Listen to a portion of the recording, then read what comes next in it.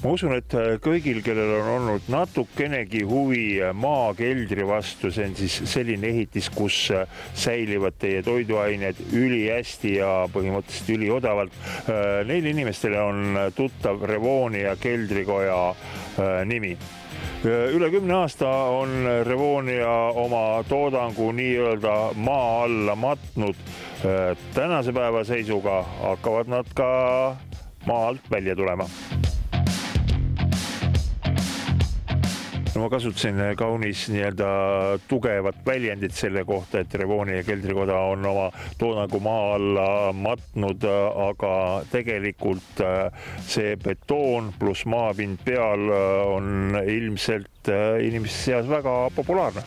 Ütleme niimoodi, et meie tooted koguvad järjest rohkem ja rohkem populaarsust üle maailma. Nüüd olete jõudnud siis maalt välja see ehitis, mis praegu sulle siin taustaks on, sellele ei panda mitte kunagi mulda peale. Seda ei kaeta mitte millegiga ja need on siis meie uued betoonist Japani stiilis väikemajad. Põhjenda nüüd ära ka, miks selline väike maja peaks olema betoonist? Mis on tema plussid võrreldes, no ütleme, natuke tavapärasema puitehituse ees? Ütleme niimoodi, et nüüd plusse on nii palju, et ei hakkagi kõiki üles loetlema, aga ma arvan, et kõige suuremad plussid on vaikus, meelerahu ja turvalisus.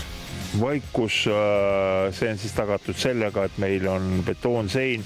Kuidas tal soojusega on? Meie hooned ei tarbi väga palju energiat, kuna lisaks 10 sentimeetristele betoonseinadele on ka terve hoone ümbritsetud 10 sentimeetrise soojustuskihiga. Oskad sa öelda peast ka, ehituses on selline termin nagu U-arv, et mis selle seina U-arv on? Ütleme, et U-arv jääb siin alla 0,20. Kui suur selline ehitis on? Antud ehitis minu taga on siis täpselt 20 ruutmeetrit. Meie majasid võib siis igale poole paigaldada. Paigaldusprotsess on suhteliselt lihtne, sellepärast kliendi poolt tuleb ainult teha kilustikupadja ettevalmistus ja paigaldusprotsess kestab kuskil 2 tundi ja saate omakorda 100 aastat meelerahu.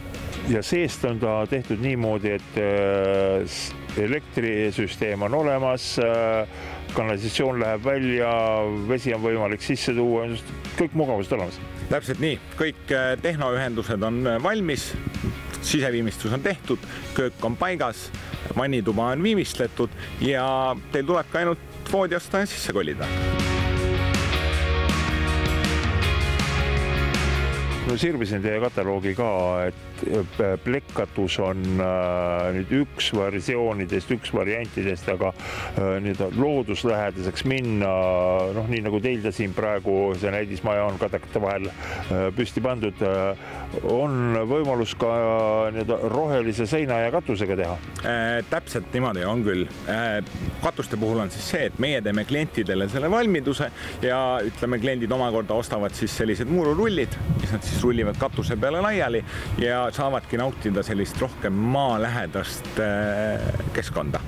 Kuidas siseviimistusega on? Kas teil on kõik nii-öelda standardis ette nähtud, mida te teete või kui tekib mõte inimesel, et miks mitte selline tõepoolest vaikne kohakene, siis teisega ütleb midagi, et tehke mehed nii, tehke naa.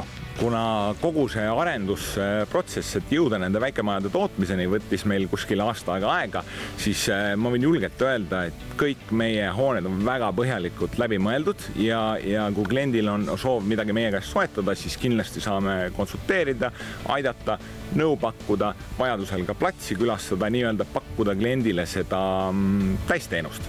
On esimesed majad püsti ka, et kui on märk maha pandud, siis inimesed tahavad uudistada. Üks koht on siia, saab Väänasse tulla teie tehasesse, vaatame ilmselt, aga Eestimaal kuskil on juba midagi olemas.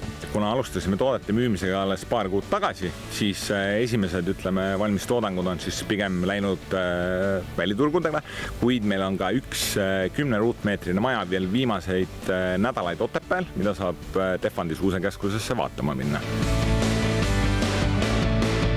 Ja lõpetuseks ma tahaksin kuuldud jutuajamisest välja võtta ühe fakti, et selline betoonseintega, betoonlaega maja on hästi vaikne ja tõepoolest ma olin mõnda aega siin toas sees ja nüüd tulin välja ning pean tunnistama, et esimeste kevadekuulutajate siutsumine ja säutsumine siin Kadakapõõsas on vaata et kõrvulukustav.